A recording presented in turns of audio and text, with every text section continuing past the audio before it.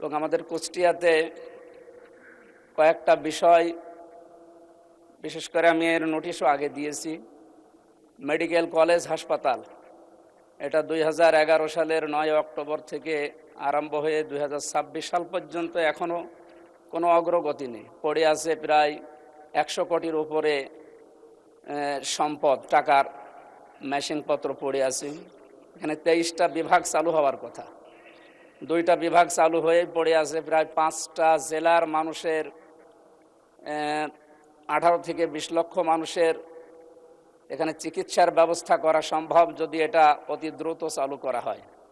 মাননীয় স্বাস্থ্যমন্ত্রীর নিকট আমার আকুল আবেদন, যত দ্রুত সম্ভব মেডিকেল কলেজ হাসপাতাল চালু করার মাধ্যমে আমাদের এই 5-6টা জেলার মানুষের অন্তত চিকিৎসার সুব্যবস্থা করার জন্য আহ্বান জানাচ্ছি। মাননীয় স্পিকার, আপনাকে